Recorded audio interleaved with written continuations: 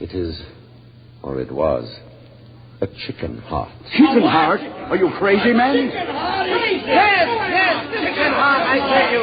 Chicken heart! Listen to me, you fools! Listen!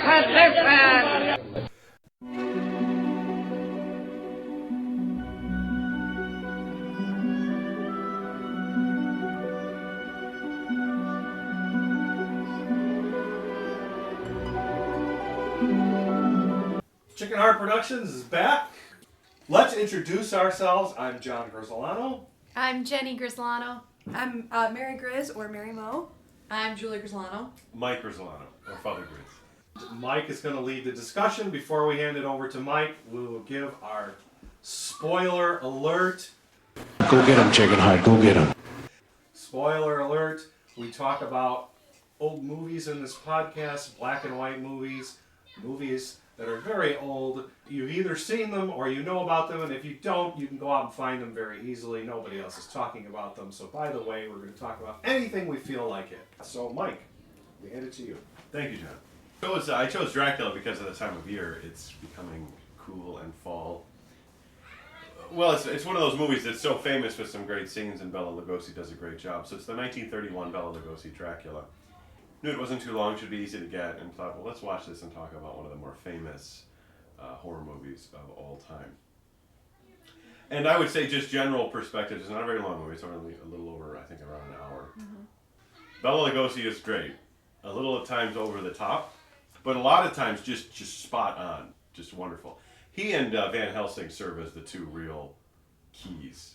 I'd say Renfield adds a third interesting element of good acting, but it's really Van Helsing and Dracula that make the movie worth watching.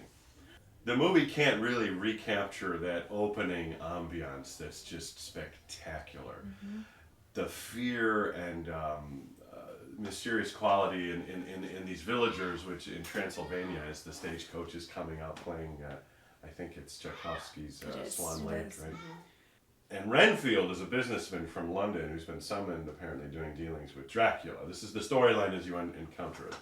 And there's other people going to some village at the base, the mountain people, as the one gentleman called them. And they tell him he should wait here until the morning. Castle Dracula? Yes, that's where I'm going. To the castle? Yes. No. You mustn't go there. Before going on his business trip, and Renfield says, "No, I'm not afraid. I'm here to meet." He's a foreigner. He's a foreigner from London. He doesn't know the locals, and it's amazing that scene where the whoever he was, the innkeeper, just this.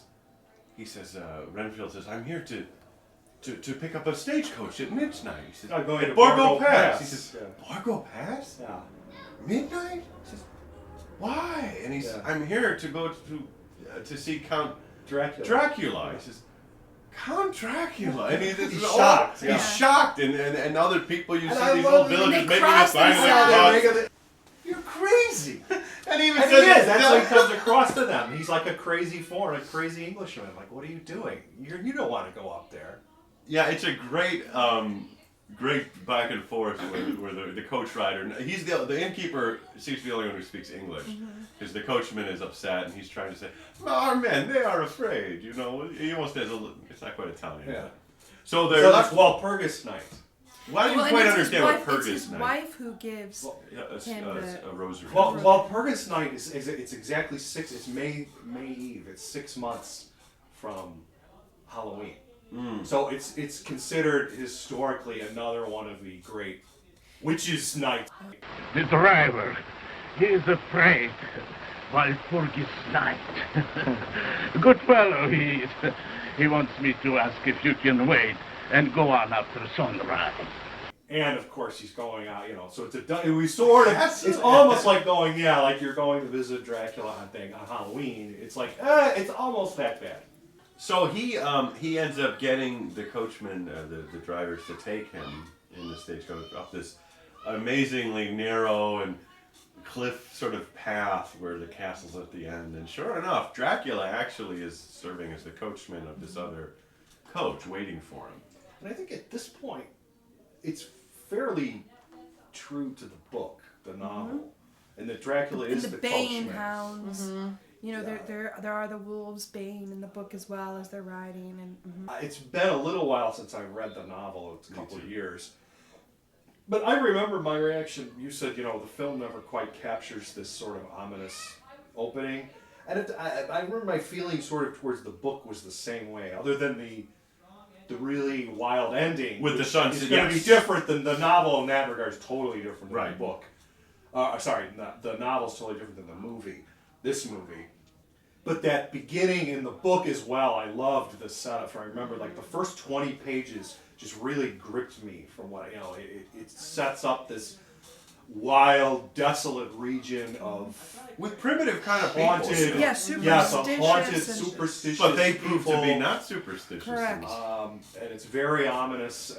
You don't, of course, you don't know what's going on. You know enough because you know what Dracula is, but you get the idea like, okay, what is this outsider getting into? And because we have the benefit of knowing as the reader and the watcher that it's Dracula and the townspeople are correct, Renfield seems like an idiot. Right? When you watch the movie and when you read the book, but you're supposed you think, to be Renfield. What's wrong with you, goofball? They're telling you, right. And it's Dracula. Stop it. But so that actually, Renfield has never been particularly sympathetic to me because he has such a dramatic in both the book and the film warning that he disregards. But because he's supposed to be he's a realtor, right? So he's a very practical, making a killing realtor who just wants to go he was a lawyer or something like that. I thought he was a realtor. He's somehow involved in real estate. Right. But see, I actually agree with John's point. I think the person you're supposed to be looking at things with the eyes of it is Renfield. Because really, I mean, if I went to some village in Transylvania to do business and the townspeople were telling me that vampires exist, I'm going to think they're crazy. It's effective. Yes. And because it's effective, and because I'm putting myself in Renfield's position, the remoteness, the terror of the townspeople, and the fact that he goes to meet Dracula at midnight, which is unconventional. Right. Every time I see this film or read the book, I think, no, I wouldn't go. I'd stand him up. Well, that's true. I would not understand the midnight because thing. It effectively sets the stage for something very scary. I'm as a fan of some horror stories and films, that's always a problem that you have to deal with is you have foreknowledge and you've already bridged this wall and that Dracula, of course, has seeped into the cultural consciousness entirely. And my kids know Dracula's, but even if you're reading an author and I'm picking up something by whatever, Stephen King or H.P. Lovecraft, I know this is going to be a horror story. So you're looking for or expecting certain things. So that in some regard is a disadvantage. So coming into this, again, all right, we know Dracula's meeting Dracula. Dracula's bad. Mm-hmm. So, to your point, Mary, I sort of understand what you're saying, but I still contend that you're Renfield in this story coming in. You're not supposed to know this stuff. And I suppose if you're a member of the American public in 1930-31, you wouldn't know either unless you read the story. I have to say, if I may now interject on this point, a lot of the movie is Van Helsing later on explaining clearly the vampire mythology. So it is possible that in 1931, what we now take for granted, understanding Dracula and all this, unless you'd read the story, that needed explanation. No, that's true. Dracula created what we know of as the vampire mythology. Right. This is an impression I got in watching this film, is that Renfield being that everything's very logical and reasonable and must all make sense, and there's Dr. Seward and, the boyfriend, and of course there's no such thing as vampires, and sort of... Oh, they're just projecting a rational, what you would expect of rational people. By the way, this is Hollywood. This is one of the first Universal Land movies. It is supposed to be, this is one of the few that actually is supposed to be in London. But like, for example, when, if we get to Frankenstein or so on, they never quite specify. There's sort of these vaguely Central European places that don't really exist. Mm-hmm. It's Universal Land. So in this case, Van Helsing, from the novel, is supposed to be Dutch. He's played, in this case, in this film, by Edward Van Sloan, who is he gets to be in the three of the greatest classic horror movies ever. He's in Dracula, he's in Frankenstein, and he's in The Mummy. And he was an American, but he's affecting this sort of vaguely European accent. It sounds like an Eastern European. Yeah, he's doing this German sort of or vaguely something. European accent, making occasional references to Central Europe. Yes. They never quite say he's supposed to be What's interesting- Dutch. What year is this? I mean, the original story of Dracula was written in the 1890s. When is this supposed to be taking place in London? I 1920s? assume it's supposed to be 1930. I assume it's supposed to be contemporary. Yeah, it does Okay. seem like What was they're it? going with a contemporary. So you Van Helsing is the only character that bridges all these worlds. So the opening scene, Renfield contrasting with the villagers who are all pious Catholic, maybe they're Christians. They got their rosaries. They Well, say they got rosaries. They're making the in sign the of stagecoach cross. we pray that the So you would Virgin will look out assume for that us they're- tonight, and they're virtually none of them. Renfield, though, later on makes the point that hopefully God won't, damn me. I'm so weak-minded or something. Yes, a lunatic. It's a lunatic's mind. But Van Helsing, who's first shown as a doctor doing some in front of an observation on Lucy, I think Miss Lucy's body, who Dracula's already gotten to, and then he's seamlessly moves into this other place as if he's been studying the sort of supernatural occult. Yeah. He has occult knowledge, basically. Because when Dracula and he first confronts Dracula, Dracula knows who he is. Dracula knows who he is. He says, even in Europe or the far lands The of wilds of Transylvania. That's right. Yes. The wilds Well, of- yeah, you wild. get they imply, but they don't come right out and say, or at least I inferred that he was a specialist, that he was renowned for being an occult specialist, and that Lucy is the second or third victim of Dracula that he specifically brought in because the blood is drained. They say the blood's been drained, so it's something that they can't explain. So they bring him in, right? So, but they never They never say that explain in the how film. they go through the process of getting Van Helsing. Right. Or what. Yeah, they never That's say what what his I've always specialty inferred is. because he's known, especially particularly to Dracula, and Dracula already seems to hold him in a high regard or some kind of regard. Well, and Dracula uses on him one of my favorite lines from Yes. that movie. For one who has lived. Which, You better do it, John. for one who has not lived even a single lifetime, you are a wise man. You're a wise Van man, Helsing. Van Helsing. And of course, Lugosi delivers it in that wonderful style. He fortunately improved the opening scene with Lugosi in his own castle. He is so slow and dramatic. He becomes more slightly accented throughout the movie, where it's just a slight. He's conversational with a slight. But in the opening scene, you're like, oh my gosh, I forgot. Is he like this the whole movie? But do you know what's funny? Mary and I were speaking before the podcast about this. I actually like that. I find that very effective. It makes him very off-putting and strange. Yes. I have chartered a ship to take us to England. We will be leaving tomorrow evening.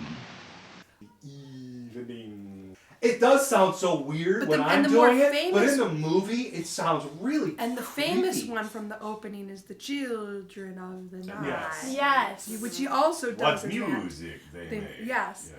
Listen to them. Children of the night. What music they make. I didn't realize what you had told me when we had that conversation, which is that he did this part on stage before the film. Correct. And had to learn his lines phonetically. Yes. His English wasn't good enough to read the script and deliver it. So part of that stilted accent might have been because he learned his lines the way an opera singer might learn to sing an Italian opera who doesn't speak Italian, you know? Was Bela Lugosi, was he Italian? What was No, he? he was Hungarian. It's like some older movies. It's not a conversational style. I mean, people are talking at each other, but in the stairwell, Renfield sees Dracula, and at some point Dracula says, I bid you welcome, and then he starts leading them up. He walks through a cobweb without He walks through the destroying Yeah, it that's or right. breaking it, and Renfield almost blinks and is confused. So Renfield has to use his cane or his umbrella, knocks through it, and shivers as a spider crawls up the wall. And then Dracula just says, The spider spinning his web for the unwary fly. The blood is the life, Mr. Renfield. Isn't that from the Bible? Yes, in the Old Testament. I thought the sacrificial. It says the blood is the life. That's a quote That's from where the Bible. yes, that's why you can't eat the lifeblood of the animal. Yeah. And Renfield's just like, yes. And he just says like, yes, he's confused and sort of shaken up. Renfield, we get several items of the vampire mythology are unveiled here. One is, you mentioned, Renfield's given a crucifix or a rosary by a woman in the village at the beginning, but there's a crucifix attached. So what happens? This is one of the first things we see about the vampire. So she puts it around his neck, saying, "This will protect you. If you must go wear this, it will protect you." Yes. So this is the standard vampire mythology. This movie has it all in spades. Everything that you would traditionally understand about. Because I think Mary Shelley created it, didn't she? No, when she did Bram Stoker created. I'm sorry, when he wrote. Yeah, a lot of this is So in this movie, Renfield is getting his papers ready. He has been summoned by Dracula to get the paperwork ready because Dracula wants to get property in London, and he needs Dracula to sign some papers. And as he's getting the papers in order, he gets a paper cut, but serious enough where there's some blood. And as he's rather slowly, pressing on his finger and looking at the blood, he says, "Oh, I've cut myself." Dracula sees the blood and is now coming over and rather drawn to it like a hungry wolf, And Renfield is not looking at him and leans over his finger, and the crucifix that's hanging on the rosary on his neck leans forward in front of his hand, and Dracula is immediately shocked by it, drawn away. In the best way that he does throughout the film, he does the whole arm over the eye. The cape over his face to hide his face from the image of the crucifix. That later gets overused in Ed Wood films, correct? Doesn't Ed Wood use Bela Lugosi in that way? I have to admit, I only know it from the Johnny Depp movie. That's the one, Ed Wood. But I don't know how he really director. was used in real life. Yeah. The real Lugosi. I know he was in some bad movies at the end related to Wood, but I'd never seen them. I only know from the Johnny Depp. Ed Wood, yeah. Ed Wood. So they use all his powers. He's a vampire. I mean, so he can change into a bat. He can change into. You see that too. Yeah. They never show him change into a wolf, but he is at times. You hear people say that. They say, "Oh, look, a wolf is running away." He has extraordinary mind powers over the weak-willed. It's like a Jedi with that. Yeah. And everybody seems to. Any woman he comes into contact with, most men. Except for Van Helsing, nobody can resist him. No, even Van Helsing, it's a battle. So Dracula's got a strong, mesmerizing power. They show his eyes often in those scenes. He just looks. Yes. And what's great is that the communication is happening telepathically, apparently, because he does communicate telepathically. People will speak out loud for your benefit as the audience, but that Dracula's communicating to them. It's funny. I never quite thought of it fully that way, but you're right. He's telepathically. Because there's a couple times, like when he's talking to Mina, when he's in bat form and she's answering. Yes. And I mean, I'm aware of it, but I'd never quite put it into that word. Oh, Renfield all the time. Renfield saying, "Oh, I'm sorry, mister. Yeah, I could never betray you," and he's just a bat flying around. Yeah. Not the greatest spell. You can see the little wire. Yeah, it's no, but it's the idea of it. It's he's pretty powerful. Communicating to an animal, but it's not really an animal. And for those more mysterious elements in the book, people will say, Mina and the others will say they had dreams. A red mist came. Renfield talks about that. Renfield's given almost the diabolic, "I will give you all this blood if you but serve me." And he's just like, there's some great. I want to talk about Renfield separately because I really like Renfield. But me too. So do I. I'd like to. But everything so from all the vampire stuff, he has to have the earth of his homeland with him. Yeah, that's right. The coffins. He brings coffins with him. By sundown, he really is incapacitated, which you find out in the end of the movie. I mean, they're so strict with this that I won't jump right to the end yet, but it's sort of anticlimactic. But is that sundown comes and it's lights out. He's out. He's out. He's got to be in his box to sleep. The wolfbane is another interesting. There's something about the smell of this weed from Transylvania. Right. But it's not. It's funny. It's not just from Transylvania. It's common aconite. Yeah, it's aconitum. It is wolfbane or monk's hood, but you can find it all over. It's not just from Central Europe. But anyway, he says it to make it more exotic, wolfbane, but it wasn't just from Central Europe. I do want to touch on very quickly. aesthetically, Dracula's castle is stunning. Yeah. It really is It a actually beautiful. is very That's a well beautiful done. 10 minutes of filmmaking right there with the large, epic, dilapidated cobwebs that is gorgeous, but absolutely run down and It's his gothic. And It's very gothic. yes. and his grandeur in his castle that's falling apart around him. I mean, there's something really stunning about that. Besides just the superstition of the townspeople and their fear, once you get to the castle, I mean, it's beautiful. In a Beautiful gothic way. filmmaking. In a Yeah. gothic. It's Yeah. gothic It's at its decayed. best. It's Yeah. Here's a decayed. question that I want to Very ask, because it kept striking me as I was watching this. Could you actually do this film as well in color? Because No. I mean, some of what makes it so fantastic is the fact that it's black and white. With the lighting of his eyes, I mean, that I felt like could only be done because it was in black and white. Like whenever he was trying to do the powerful, mesmerizing spell, everything else is in shadows, but his eyes and the intensity and like you were saying with the castle, how dilapidated and fantastic it looks in black and white. Would you have gotten that in color? That's just a thought I wanted to open up to other people. I don't think so. John and I talked about this before the podcast, and one of the things we were saying that John mentioned actually was the idea of light and shadow that you can do in black and white that you can't do in other films. And I believe we discussed this with one of the film noirs. It was Hitchcock, wasn't it? Some of his lighting. It was probably I Wake Up Screaming. It was I Wake Up Yes, Screaming. but It was Victor Mature. They use in this film one of the things that makes it so impressive, especially since it is from the 1930s, and sometimes those sets and the scenery doesn't always transfer over to nowadays. You look at some of those old films and think, oh yeah, it looks fake. And I think one of the reasons this one still looks so great is because it's in black and white and because they do such a great job with the lighting and keeping certain things in shadows. And like you said, they only put the light around his eyes and everything else is in shadow. And it sets up a great creepy atmosphere that I don't think you can do when you have color. Yeah, it has a different feel. I mean, I was making the argument that black and white is, by its very nature, very stylized. Obviously, it's not reality, because unless you have some sort of color blindness, we see things in color.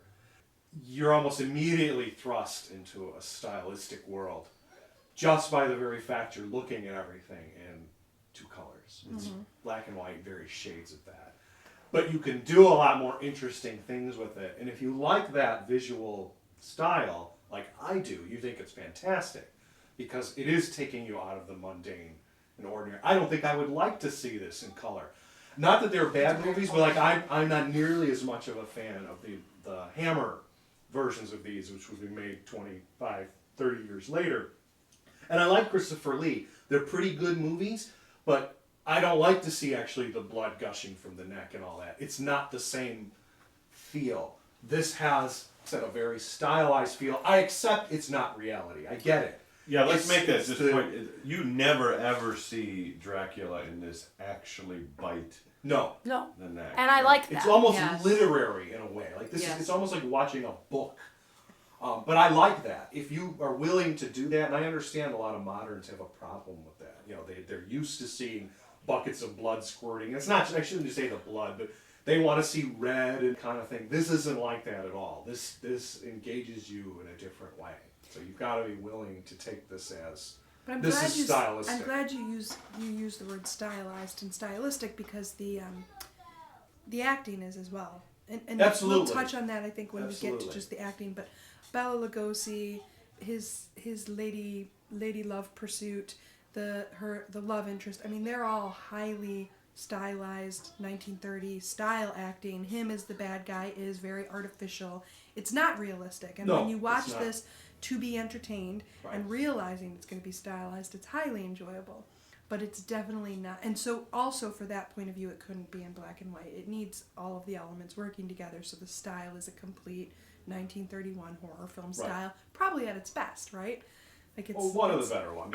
This is one of the classic one. Universal monster movies. I mean, this is one of them. Yeah, just to advance so people can talk more about that is, for whatever reason, Dracula is drawn to buys the property next to Dr. Seward's sanitarium, Carfax Abbey. It's not really clear in the movie what his motivation for moving to England is. You sort of have to know this from the novel. I mean, he never explains it. In the novel, he does rent this property, or lease this property, to get away from Transylvania, because he's a known commodity. And he's basically looking for, from what I remember, you guys can correct me if I'm wrong, he's looking for like new hunting ground, basically. He's the game has gone out of the forest. Everybody where he lives knows who he is, so he needs to get to a new place. There are too many crosses. Lots more opportunity in a new place. Yeah. So he does, and in the opening scene in London, he actually just kills a Poor flower little girl. Liza Doolittle. Liza Doolittle. She bites it. Singing her songs and everything. She bites it. He bites it. She gets right.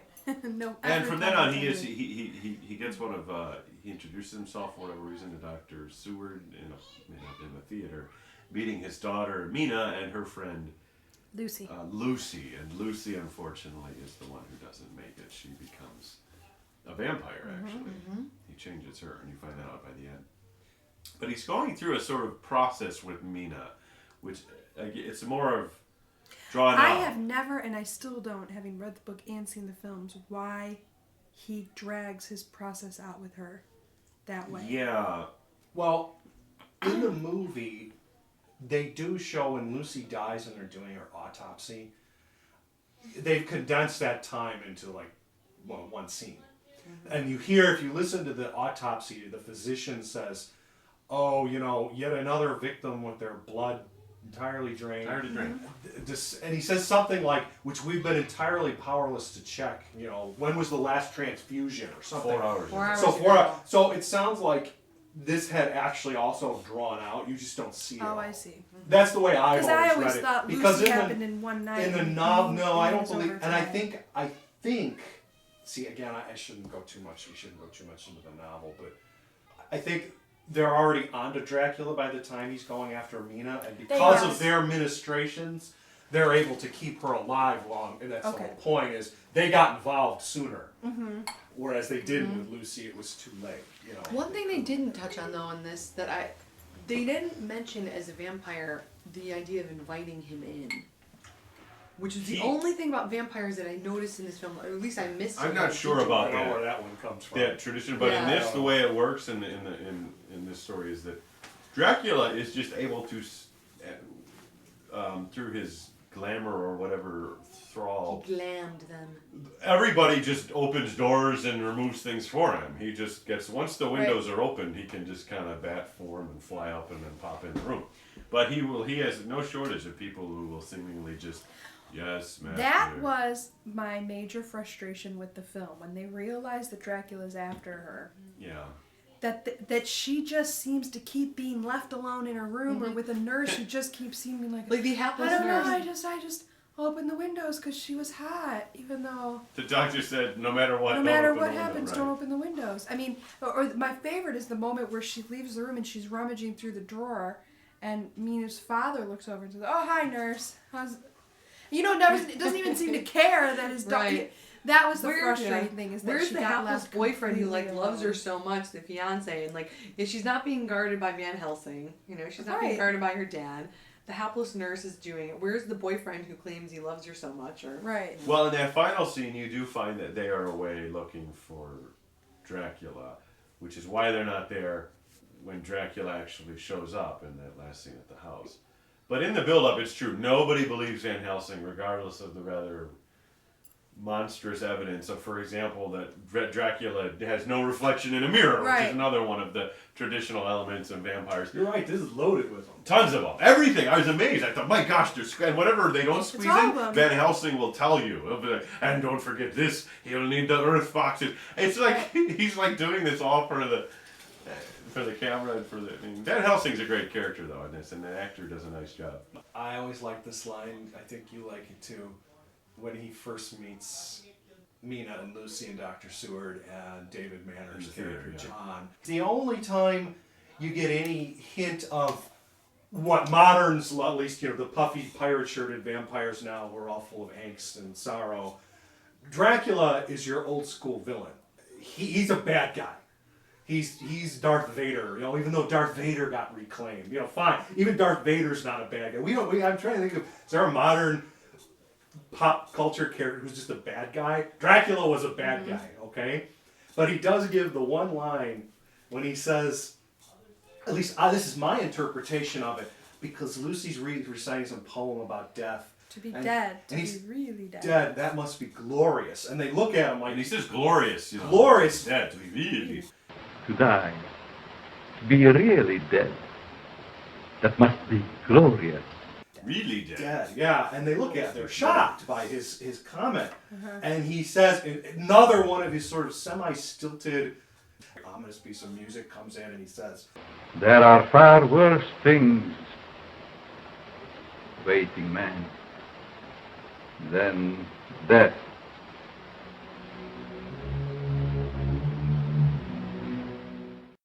And I've always loved that because it's very ominous, but it also gives you some insight, like, he in some way, at least I've interpreted it, he is suffering or he's aware of this perpetual nightmare he's trapped in, this almost hellish existence. Right. At least that's the way I've interpreted it. Like, he knows what he is, and he's not necessarily cracked up about it, but this is what he is. And Right. Absolutely. The same thing struck. And what you see, and much more, which we'll talk about apparently more in a minute, is Renfield, is that Renfield is like Smeagol. He's this back and forth kind of guy after he's been after he's been mastered by Dracula. And we have to, I'm not quite sure how he's been apprenticed or whatever term you would use. I don't think he's a vampire. He can't be a full-blown vampire because he's awake during the day and Dracula just kills him on the stairs. Yeah, but I think he has been bit because he's bloodlust. He has a bloodlust. Yeah. He was bitten in Transylvania. Yes. Remember when he passes out when he's first there and you Dracula. When the wives are shunned off from him. So he's somehow bit, and you're right. He's a thrall of Dracula. But he goes back and forth. And for whatever reason, Renfield seems to... He's tortured by it. Right. He's tortured by it as well. He seems to care about Mina. He keeps wanting to help Mina. I've seen this movie many times. I think you guys have all seen this since we were children at various points. Now watching this, Dracula, Lugosi's a lot of fun. Yes. I like Lugosi. I like Van Helsing, but my latest watching of this, I really like Dwight Frye's character of Renfield. It's a great part. Yes. He has some fantastically juicy scenes. I can imagine as an actor, must have been a lot of fun because he gets some great lines. He gets to play crazy. That shot in the Let Jenny talk about her favorite. I mean, we can go back to the beginning. Jenny, I watched the movie with first Jenny. one. Jenny, actually, we watched it twice because Joe had to leave the room and come back. Jenny actually closed her eyes the first time we saw this because she was so afraid of it when she was a kid. She couldn't watch it. Which is, talk about it. It is, I think, one of the creepiest scenes ever. It's still, as a child, I would get teased, and my brothers would do the Renfield laughter to make me upset and uncomfortable. Go ahead. And you just, they're on the boat to England, and there's been all this mishap on the boat, and they're coming onto the boat, and that's all, at first, all they're hearing as they're exploring the boat is that laughter. And then when they open up the door to the hatchway to the cargo hold. To the cargo hold. Thank you. You have this brilliant shot of Renfield, which is just the creepiest He's shot framed right in the ever. center of the frame. Yes. You're looking down at him, and he's looking up at you. And it's lit so that his face looks like it's glowing almost. It's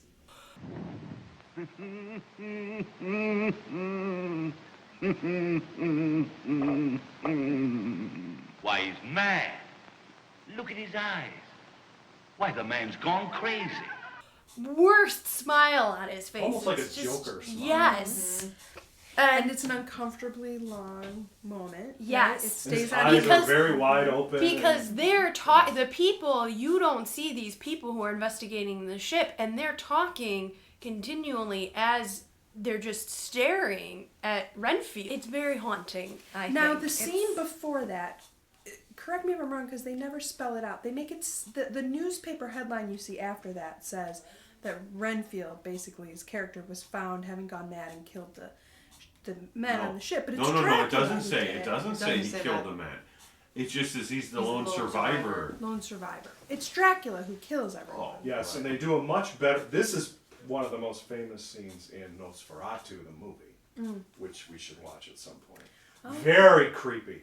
This scene is very. This is one that got me, or I think is creepy, because it's the boat scene. Very, very disturbingly. Yeah, if you know I'm talking about Max Schreck's Nosferatu character.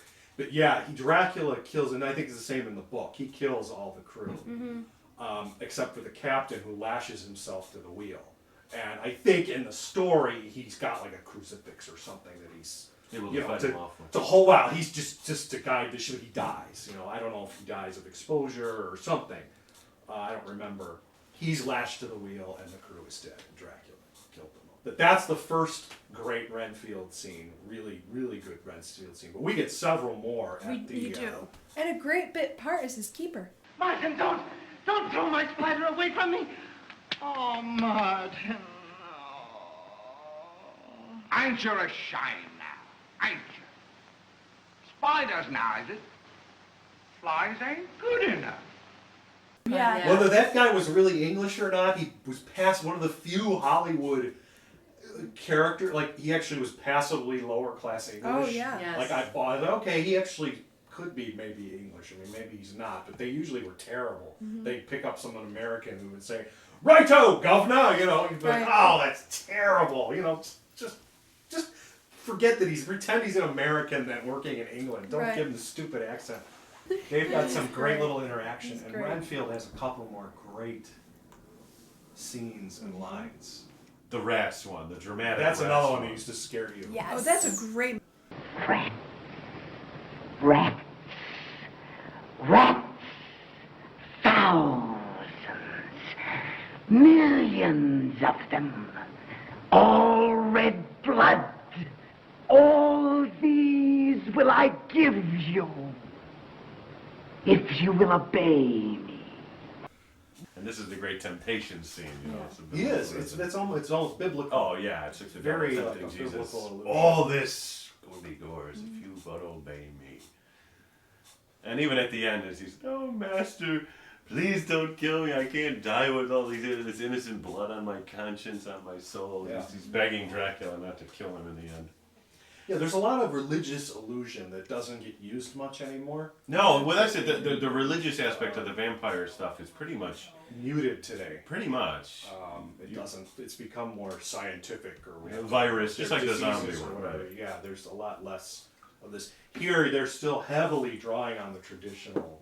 Like I said, Dracula's evil, but he's not suffering from a disease or whatever. He's a bad guy. Mina's not going to soften his heart, and then Mina's not going to make him a nice guy or whatever. Yeah, he's a bad guy. Yeah, he's bad. She will be his fourth wife. It's fine. His fifth. Lives of Dracula. Well, Lucy gets killed. Oh, Four. True. Oh, I guess they don't kill Lucy. And the other Renfield thing I'm thinking of that I find very, it's done very well, creepy, disturbing. Again, it works extra well with the black and white imagery because his face is very white. They would make almost very livid, and the eyes really stick out. Is when remember the housekeeper faints and he comes crawling to her very slowly on the floor. It almost reminded me a little bit of the spider walk in The Exorcist. For some reason, just the idea of this little thing like crawling around on the floor. You know that scene? Oh, I know. It got cut out. She She comes comes down down the the stairs stairs backwards. But she's she like, moves so quickly. I know, but for some reason, just the idea of something like a human acting in this way.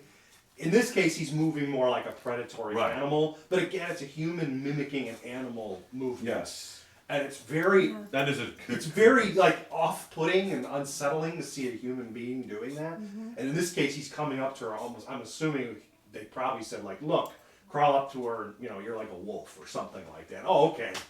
And that's what I think of when because they continually reference throughout that Dracula is either a wolf or he looks like a wolf, you know, when he's... He turns into they reference a wolf running across Oh, the he does lawn turn into a wolf. I mean, as well. Is that typical vampire legend? When we were watching it, I wondered if that was like a liberty that the film took. I've never heard of that before. Yeah, vampires in legend. I mean, in the Bram Stoker, Dracula is not all powerful, but the guy is really powerful. He can turn into a mist. Yeah. He can influence dreams. The stuff they couldn't show in the movie, the characters come back and talk about experiencing in dreams and whatnot. So he's really, really powerful. His weakness is his limits with the sun and daylight, and he literally seems to have to go to sleep.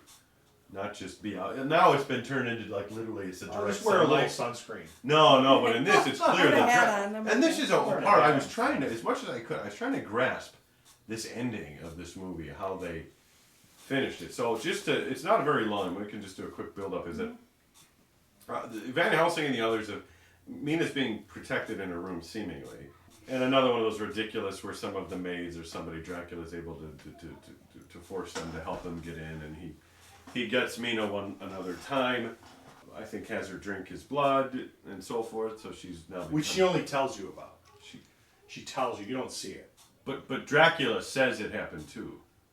Right, and she tells John. Again, another scene they don't show all. You never see blood. See the only blood you see is. But you also don't see her drinking his blood. No. But that is how you get turned in this. Right. In this mythology, she's got to drink his And blood. in the story, you believe until the end that she has been turned into a vampire at this point.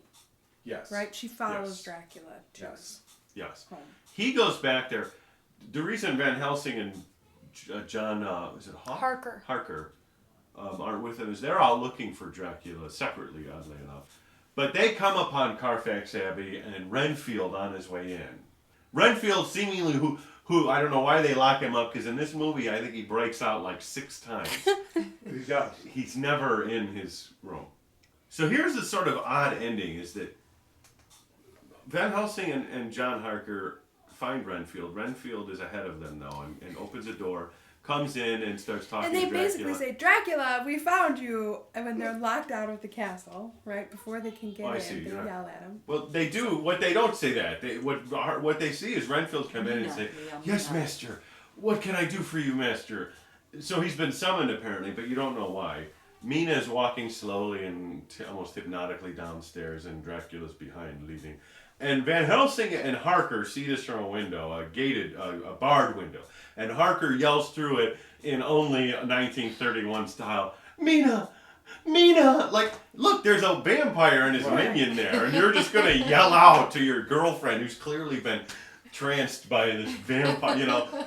Well, sure enough, then the next thing is Renfield hears in his head probably Dracula say, like, "What have you done? You led them here, you've turned on me?" Because Renfield's now begging for his life, saying, "No, master, I didn't turn on you. I wouldn't betray you." And this way is a sort of pathetic begging scene, like, I can't die with all this guilt on my conscience, and so on. And Dracula just picks him up, chokes him, and he throws him down the stairs.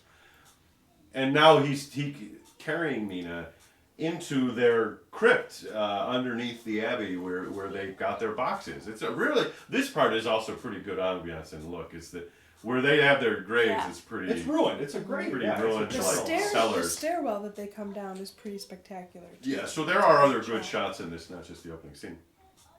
But what's happening is that they get into this burial spot, and Dracula and Van Helsing even says, "We've got them trapped. The sun is rising," and they just sort of grab a crowbar and pop open this door, and they're looking around this cellar, and Van Helsing, and they hear a scream. You hear, because at this point you don't know if Mina's been fully turned, because you know she has to die in the literal normal human life sense to then be an undead.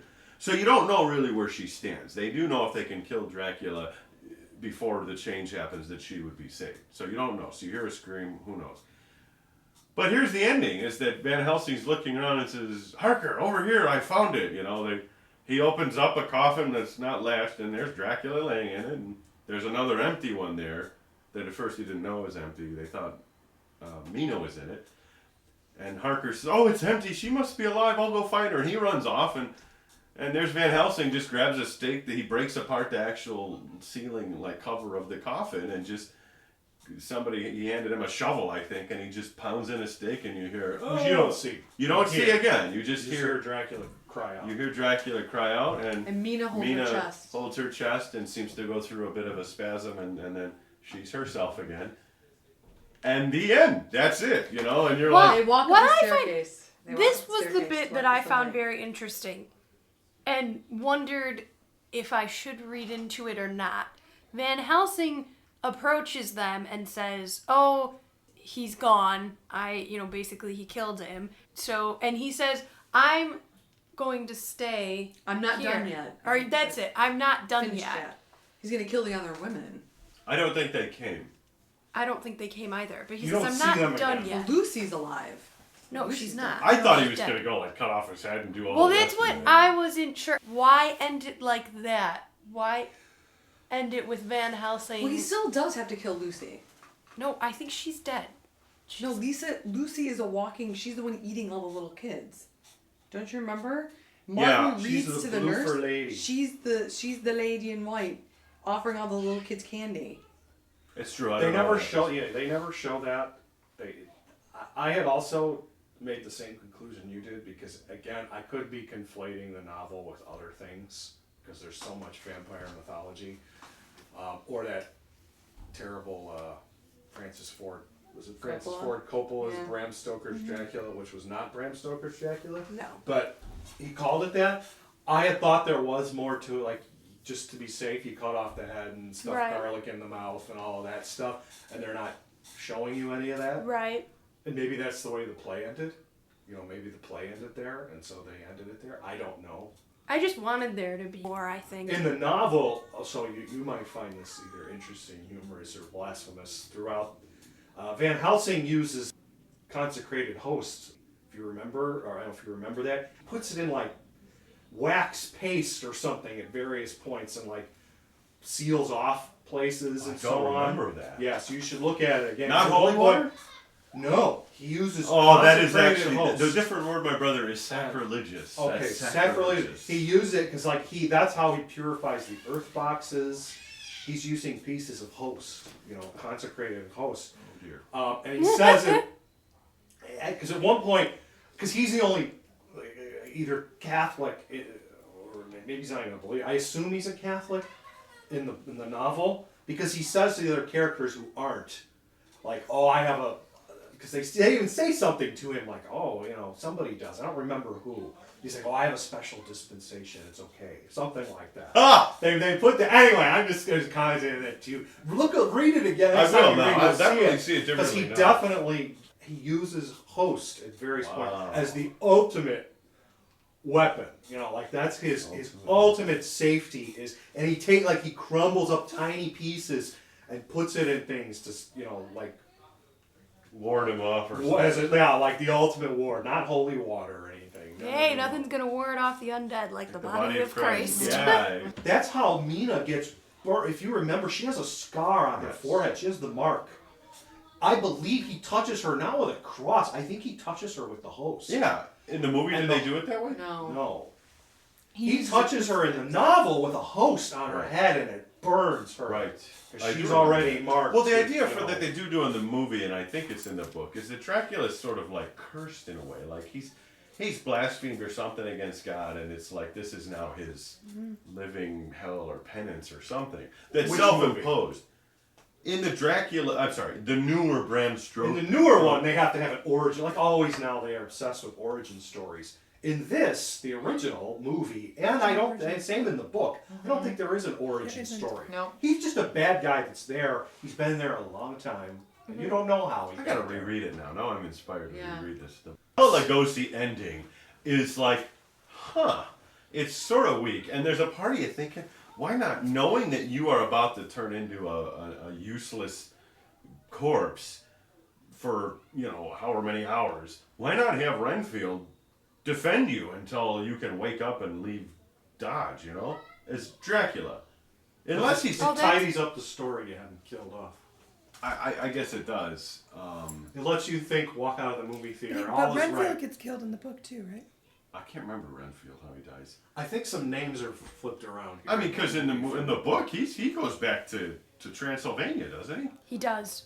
They Well, killed the him in novel the has the film. this they did include in the Bram Stoker's Dracula one, the great chase scene. Yes. Yeah. Which is a great scene in the book. It's They the followed second Dracula best. back home, It's yeah. this huge chase because there's an American guy, so you get the whole Western American guy. West, Yes. cowboy thing. They got Winchester rifles, and they got to fight the gypsies that work for Dracula. That's where a lot of the action comes. Is they're literally like having a running gun battle with these guys while the sun is setting, like now. You know, this time of day, the sun's going to set in an hour, and we're still chasing these guys. We got to catch them because Dracula's invincible at night, and they're now on his home turf, so he can summon all the wolves, and he can summon all creatures of the night to join him in the fog and everything. He can control all this. So they got to get him in the next hour, and they're chasing him. That, if I remember, the movie does get like they literally pull up to the front door, and he pops out. And one of the guys gets killed, but they manage to take him down. But they don't do any. That would have been way too much action for a 1931 very stagey play-like thing. Well, the thing is, Bela Lugosi never looks other than himself.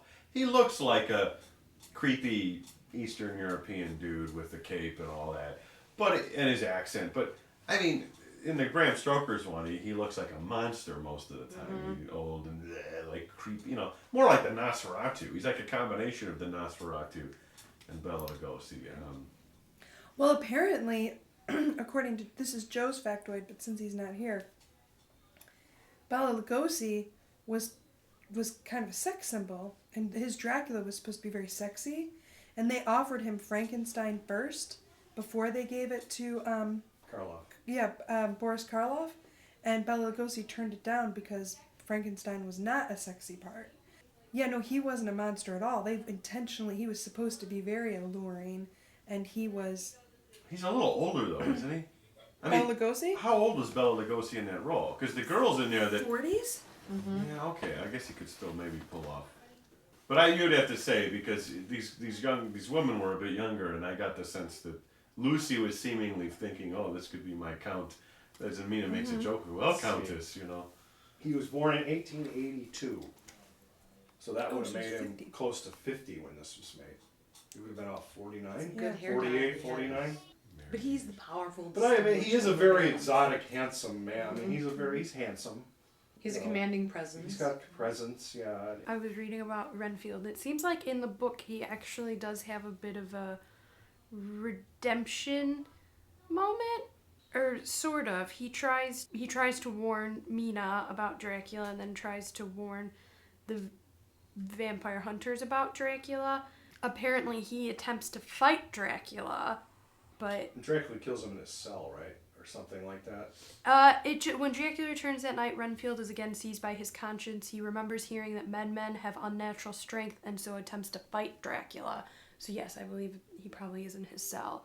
And Dracula throws him on the floor, severely injuring him, and the vampire hunters entered the room shortly afterwards. And Van Helsing manages to keep him alive long enough for Renfield to tell him the story of like where Mina is so that they can go and find her. And then he dies. He has that to some extent in the film. Oh, 3 times or so he keeps trying to warn them. He's like Smeagol. Where his voice changes, and he becomes, yes, master. Mm-hmm. And then he becomes, oh no, it's great. I mean, he's like a movie version of that character. From a comedic standpoint, the scene with him and Martin in the room with the spider is actually pretty funny. Yes, that is pretty funny. Oh, don't throw out my... Which Martin offers a nice sense of comedic timing, like really... And he was out there in the almost like landscape with the housemaid. He's like, they're all loony. Maybe you're loony too. And it's... Oh, I like that bit part. I don't know the part I did not like. The character that I just made me roll my eyes every time he was on the screen was John. Yes. Holy he pajamas, was I couldn't stand that guy. Yeah, we were talking about that. Like, he was such a weak... So you expect a woman to be weak in this time period in 1930s Hollywood, right? There are all these literally hapless, like flailing. Save me! Yes, save me, incapable of handling anything, including their own emotions. Oh, but this guy was But like this that. for a guy's man. just like that as a man too, which was unbelievable. Like, And he was an idiot. Besides the fact that he was just helpless, he was also like, I mean, what I couldn't believe is the scene where Van Helsing sees that Dracula doesn't have a reflection from like the huge mirror. No, I'm sorry. It's the cigar. The cigar. There's like a mirror in the cigar box or something. And John is standing there the whole time, and you think surely He's looking? He's in on it, right? Uh-huh. Yeah, that he also sees it. And then when Dracula leaves, he says, and Van Helsing shows in front of both of them, I wonder if you would look at this, and Dracula knocks the case down and leaves. And then John can't believe him. Oh, you're being ridiculous. Surely that's not the case. I mean, That was such a drawn out scene. There's 3 shots of Van Helsing looking at the mirror and back. Uh-huh. It's so you're waiting for Dracula, who seemingly is pretty perceptive, to pick up that he's being looked at through a mirror. I don't know. But the other character, John, even though the doctor grabs his arm even and is like looking at the mirror, and this John that's what guy I mean. is like, He's He's everything a dope. about that. John was a doofus. It also had a movie device that is even in modern films that I've never particularly cared for, which is the lack of savvy of the good guys when they figure out the bad guy's secret and they want the bad guy to know it. So Van Helsing, why would you show the mirror to Dracula with a wink and I know you're a vampire now? Why wouldn't you just know it and have it in your heart and say, like, let's devise a plan now that I know he's a vampire? Wouldn't you have I think more Van of a... Helsing's trying to show others. Maybe. That That alone makes he more can't. sense than the... I think he pretty much, though at times he makes it sound like, I wasn't sure, but now I really believe that. You know, I mean, even he at times is speaking as if his theories could be maybe not quite certain, but this scene seemed to be for their benefit. Well, it sounds like, as you probably figured out, I was just reading his bio on Wikipedia, that actor's name was David Manners. And I only know him from one other movie, which is The Mummy, because he's in The Mummy. So again, he's in 2 of the, say, 4 or 5. You're talking about John Harkin? John, yes. Yeah. This John guy is John David Harkin. Manners. So apparently at the time, for a brief period, he was quite heartthrob for ladies. He's Ironic. cute. He's a good-looking guy. Yes, he was a good-looking guy. Your eyes, they're looking at me so strangely. And you know how much I dislike the women in distress in 90s, 20s, 30s, and 40s movies? I actually thought the woman who played Mina did a pretty good job. I loved her awareness that she was being turned and she was sort of helpless against it. And John, I'm past all hope. She was stylized in that manner, but there was a dignity that she brought to it that she didn't annoy me the way most women in distress do in those films. He did. But I felt I actually liked her performance. She had that breathy sort of Yeah, quality. she was did at have a the little time. bit of But that yeah, like you're that, right. She but- wasn't totally bad. I read a little bit about her. Her name was Helen Chandler. Again, I'm only getting this from a Wikipedia page. But apparently, like that other actress we read about from The Uninvited, who got a drinking problem, well, apparently poor Ms. Chandler also developed a severe drinking problem and basically just never, she had a career for a few years but could never quite get herself together and, drank herself to death. Oh, it's sad. Another one, some like 20 years later, died, The H.P. Lovecraft talks about where you don't show the horror, you let the audience imagine it. That is what this film did very well. With the biting scenes, which they didn't have to show, there was no gore. It leaves you in this perpetual suspension of disbelief where you're in almost like an alternative story universe. Like, it's not real, but you are able to suspend yourself into the story, and it truly is non-realistic, but you're enjoying every moment of it. And by not showing the dark, nebulous regions, by leaving it to your imagination, it actually allows the audience member, at least for me, to really enjoy the film more so than I do most vampire films. How many stars out of 1 million? So wait, we're on the 1,000 star system. Yes. 1,000. Let's not inflate it. So I would say that this is, even though the ending was kind of a little bit like anticlimactic, you're like, wait, come on.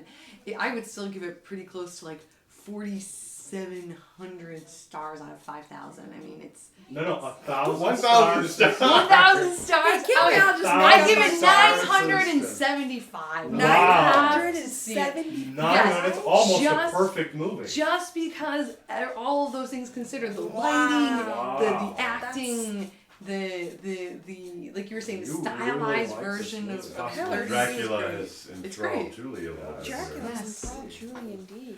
Mary? So is the line. I really enjoy this film. It's stylized, it definitely is. So if you don't like the style, you wouldn't enjoy it.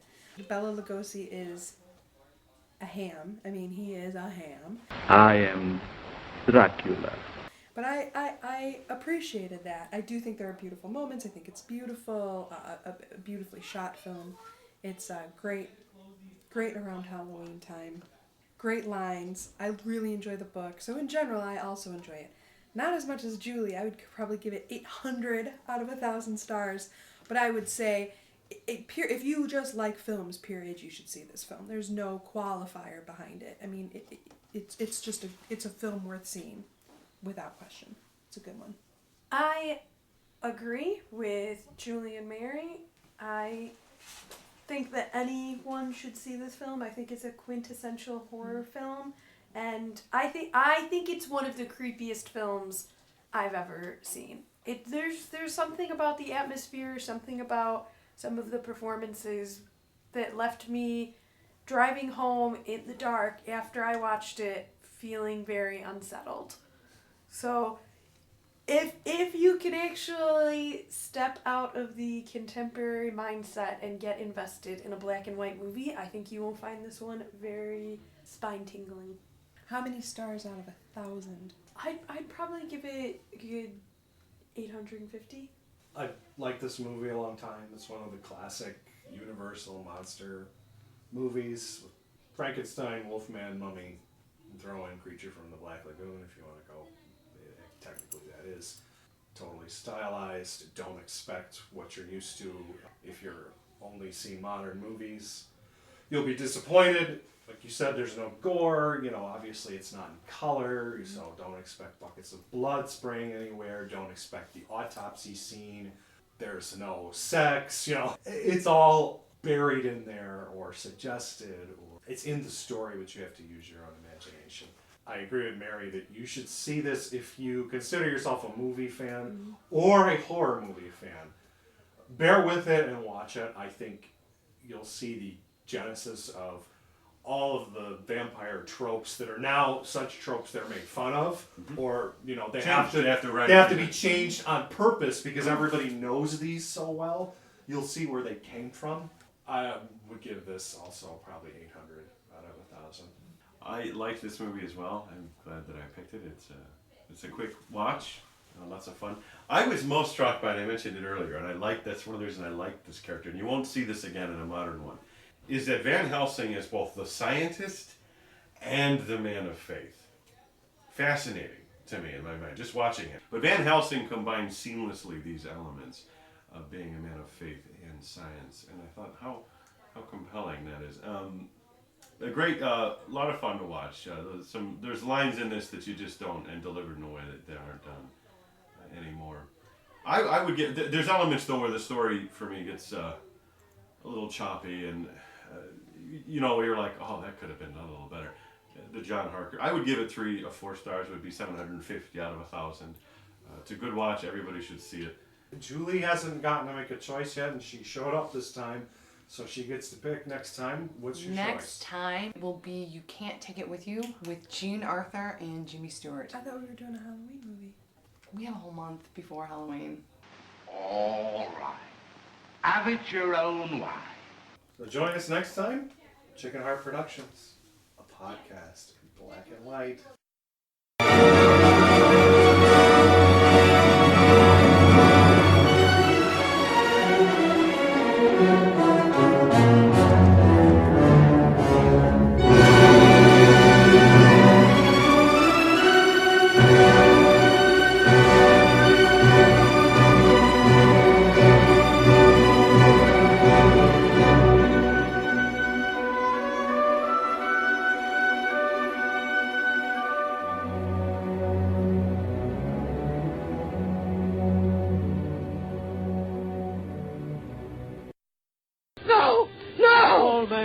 mind. Zoom. No! We're falling right into it, into the heart! Ah!